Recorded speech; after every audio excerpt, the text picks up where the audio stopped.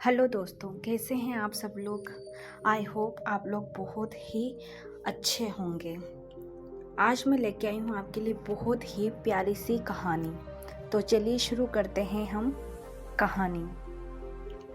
प्रेम की टिमटिमाती लो। मायरा चाहकर भी अमन से दूरी खत्म नहीं कर पा रही थी। वे कहने को तो पति पत्नी थे, मगर अपने घर में भी अजनबियों की तरह रहने को मजबूर थे। आखिर क्यों? तुम चुपचाप अपनी तरफ सोना। खबरदार जो सीमा लांघने की कोशिश की।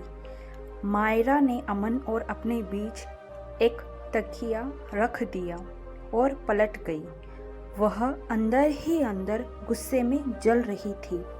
उसे अपनी ऑफिस वाली दोस्त पूजा की बातें याद आने लगी। पूजा के अनुसार मर्द अगर छोटे छोटे झगड़ों को सुलझाने या प्यार जताने के लिए आगे न बढ़े तो सचेत हो जाना चाहिए कि उसके जीवन में कोई और है और किसी भी क्षण इस शादी के टूटने के लिए उसे मानसिक तौर पर तैयार रहना चाहिए। उसकी उठपटांग बातों ने दिमाग को और प्रदूषित कर दिया। बस यहीं से मायरा के मन में शक का बीज पड़ गया और वह अमन के मोबाइल और मेल पर नज़र रखने लगी। नतीजा सामने था। फ़ोन में अमन व रोमा की तस्वीर साथ देखकर सवाल करने लगी तो झगड़ा और बढ़ गया। अमन भी देर रात तक करवटें बदलता रहा। नींद उसकी आंखों से कोसों दूर थी। उसे पता था कि उसके परिवार का रहन सहन मायरा के लायक नहीं। उसकी माँ की शक्ति भी कुछ ज़्यादा ही है। कोई भी पढ़ी लिखी लड़की बेवजह की जिल्लत क्यों सहेगी। तभी तो वह मायरा के साथ अलग रहने के लिए भी तैयार हो गया। वह इस बात पर खुश कितनी हो गई थी कि रोमा के साथ की इस तस्वीर ने बीच में आकर बेड़ा गर्क कर दिया। जबकि रोमा अमन के स्कूल के समय की दोस्त है। दोनों के बीच दोस्ती से ज़्यादा कुछ भी नहीं। फिर भी उसकी बात पर झगड़कर मायरा ने आज फिर से मुंह फेर लिया। बारिश की एक दोपहर में ऑफिस से निकलती हुई वह रास्ते में मिल गई। तभी पता लगा कि रोमा के पिता बीमार हैं और वह अकेली ही उनकी देखभाल कर रही है। खुद ही अपनी परेशानियों में घिरी है, जिसके बारे में अमन कुछ जानता भी नहीं था। पुराने दोस्तों के मिलने की खुशी अलग ही होती है। उसने याद के लिए एक सेल्फी ले ली थी।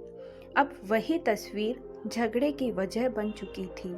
अपने पक्ष में जितनी दलीलें दे रहा था उतना ही फंसता जा रहा था।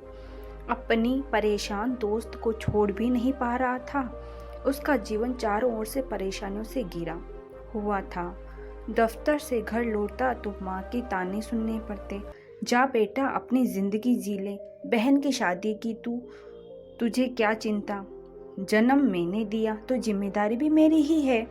मैं भी फिक्र करता हूँ माँ, आप ऐसा ना सोचे। उन्हें दिलासे देकर जब मायरा तक पहुँचता तो उसकी शिकायतों का पिटारा खुल जाता। वह समझ ही नहीं पा रहा था कि जिंदगी में तारतम्य बैठाए तो कैसे कि सभी खुश रहे। जानता था कि शादी व प्यार मान मनोहार से ही चलता है। पत्नी से ज़्यादा महत्वपूर्ण कोई भी नहीं, पर प्यार जताने के लिए भी माहौल चाहिए। अपने मन को मिनटों में कैसे बदले। जिंदगी है, सिनेमा तो नहीं जो स्विच ऑन ऑफ करते ही दृश्य बदल दे। मन मसोस कर मायरा को देखना चाहा तो तकिया बीच में आ गया। जिंदगी बड़ी ही नीरस सी गुजर रही थी। क्या सोचा था और क्या पाया। इधर मायरा का तकिया भी आंसुओं से भीग चुका था। बार बार यही ख्याल आ रहा था कि अमन ने उससे शादी ही क्यों की।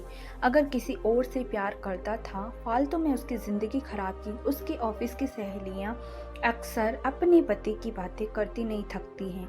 वीकेंड्स पर पति के साथ शॉपिंग करती हैं, बाहर खाना खाती हैं और उसके हिस्से में बस यही लिखा है, मम्मी जी आज खाने में क्या बनेगा। एक इस बात पर मायरा का मन बुरी तरह चिढ़ गया। उसकी जिंदगी ऑफिस और रसोई के बीच छाया हो रही थी। उसका भी दिल करता कि अमन कभी तो कोई सरप्राइज दे। शुक्रवार को सीधे उसके ऑफिस आए और कम से कम एक शाम दोनों एक दूसरे के साथ गुजारे। शादी को 1 साल होने को आया, पर मजाल कि अमन ने ऐसा कुछ किया या कभी कहा भी हो।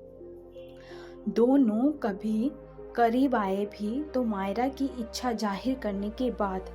अब हर बार जिद कर अपनी बात क्यों मनवानी। अमन की ओर से कभी तो कोई इशारा हो जो यह दिखाए कि वह भी उसके प्यार में है। दिखने में तो वह इतनी खराब तो नहीं कि उसे छूने का जी न करे, फिर भी अमन भूले से भी कभी पहल नहीं करता। वह कोई 16 साल की कमसिन कुंवारी तो है नहीं कि सहमी संकुचाई सी रहे। जरूरतें उसकी भी हैं, मन उसका भी मचलता है। अब इसके लिए भीख तो नहीं मांग सकती। अगर वह उसके साथ ठीक रहता तो शक न करती, पर परिस्थितियों में वह क्या कोई भी लड़की व्याकुल हो सकती है। आखिर वजह क्या है उसके प्रति इस उदासीनता की। यही सब सोचकर उसके आंसू थमते न थे। कहाँ उसकी सहेलियों की रोमानी जिंदगी और कहाँ उसकी यह रोमांस के बिना सुनी सड़कों सी रेगिस्तानी जिंदगी। कुछ भी हो जाए अब और न सहेगी। और उसे कुछ समझ में नहीं आया तो गुस्से में आकर फिर से तकिया रख दिया। दरअसल मायरा बेहद संवेदनशील थी। उसकी शादी के लिए एक से एक रिश्ते आए थे, पर उसे हर जगह कोई न कोई कमी दिख जाती। किसी की लंबाई कम तो किसी का पद छोटा। सच्चाई तो ये थी कि वह बहुत महत्वाकांक्षी थी। महत्वाकांक्षा कोई गलत बात तो नहीं, पर कभी कभी यह निराशाजनक स्थितियां पैदा कर देती हैं, जहां दूर दूर तक आशा की कोई रोशनी दिखाई नहीं देती। इन दुख के क्षणों में उसे अपनी बड़ी बहन का ध्यान आया। क्यों न वह कुछ दिनों के लिए उनके पास चली जाए। सुबह होते ही अपना फैसला सुना दिया। मैं सारी उम्र 4 दीवारी में कैद पक्षी की तरह नहीं जी सकती। बस अपना सोच रही हूँ। अपनी सुरक्षा पहले कर लूँ। यहाँ पागल होने से अच्छा है दीदी के पास चली जाऊँ। नहीं नहीं, ऐसा मत करो, मुझे थोड़ा सा वक्त दो। दरअसल मम्मी के मन में वहम है कि हम दोनों की नज़दीकियाँ बढ़ी तो बहन की शादी की बात दरकिनार हो जाएगी। बेटी से इतना नेह है कि बेटे की खुशी देखी नहीं जा रही, फिर तो तुम्हें बहन की शादी कराकर ही अपनी शादी करनी चाहिए थी। हाँ, कोशिश की थी, मगर ढंग का रिश्ता भी तो मिलना चाहिए। हाँ तो ढूंढो ना। जब सारी जिम्मेदारियां निभा लोगे तब मुझे लेने आना। मायरा ने भी मन खोलकर रख दिया। वह किसी हाल में झुकने को तैयार न थी। ऑफिस व घर के काम का बोझ तो सह भी लेती, अगर अमन के स्नेह का महरम लगता। अपने किंग कर्तव्य विमूढ़ था अमन। शायद वह अपने ही परिवार के व्यवहार से दुखी था। माँ और बहन पहले ही उसे नहीं समझ रहे थे और अब मायरा भी कुछ सुनने को तैयार नहीं थी। उसने बहुत हाथ पांव जोड़े, पर वह रुकने के लिए कतई राजी न हुई। समझ में नहीं आ रहा था कि करे तो क्या करे। वह अपने परिवार का इकलौता लड़का था। शादी के लिए थोड़ी छोटी बहन कुंवारी थी। माताजी की इच्छा थी कि पहले बेटे का हाथ पीले कर दें, फिर बेटे की शादी हो। लड़के के लिए अच्छे परिवार का रिश्ता आया तो मना नहीं कर पाई। बेटे की शादी धूमधाम से संपन्न करने के बाद ही बहू घर लाना चाहती थी। उनके मन में एक ही डर व्याप्त था कि बहू उनके बेटे को अपने रंग में रंग न ले, इसीलिए वे शादी टालना चाहती थी। मगर सगाई के कुछ ही दिनों बाद जब लड़की वाले शादी के लिए जोर देने लगे तो उन्होंने बड़े ही बेमन से रजामंदी दे दी। कहीं न कहीं वह बुरी तरह से खार खाए रहती, जब तक बहू के लगाम कसने की फिराक में लगी रहती थी। ऑफिस से घर आते ही एक प्याला चाय पूछने के बजाय खाने की फरमाइशों की झड़ी लगा देती। बेचारी लड़की मर मर के सारा काम निपटाती। आराम करने जब अपने कमरे में आती तो पति के स्नेहिल स्पर्श तक के लिए तरस जाती। क्या करती, कहाँ जाती, अपनी नाराजगी दिखाने से भी कुछ हासिल नहीं हो रहा था। उसे कुछ समझ में नहीं आ रहा था। अपना दुख घर वालों को बताकर परेशान नहीं करना चाहती थी, तभी चुपचाप अगली ही सुबह बड़ी बहन के घर आ गई।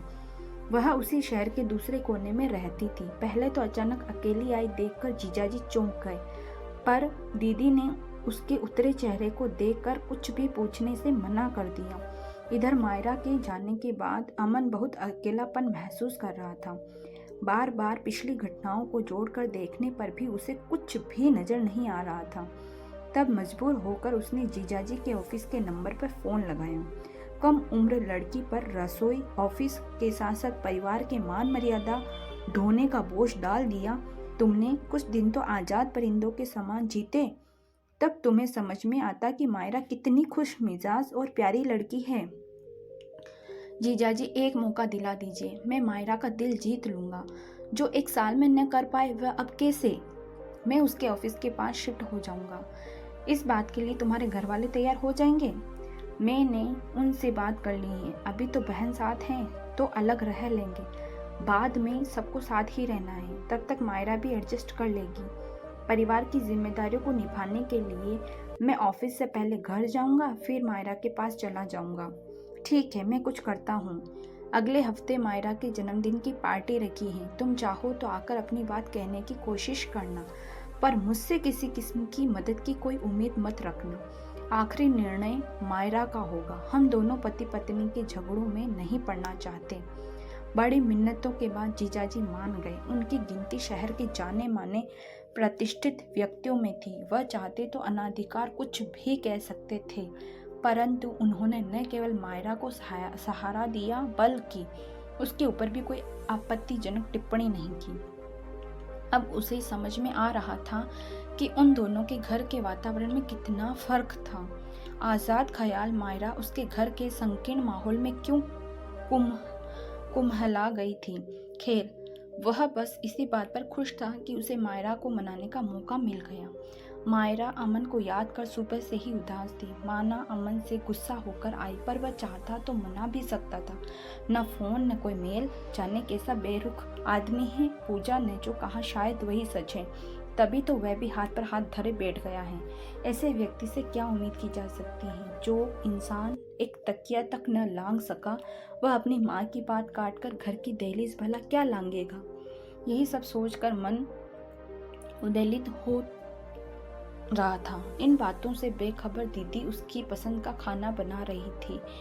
दोनों बहनों की उम्र में बहुत फर्क था। उनके बच्चे कॉलेज में पढ़ रहे थे। तभी तो दीदी ने अपने घर में उसे ऐसे रखा था जिससे कोई नन्हा बच्चा भटकता हुआ खेलने पहुंच जाता है, और ममता की मारी गृह लक्ष्मी चॉकलेट व खिलौने देकर उसे प्रसन्न किया करती है।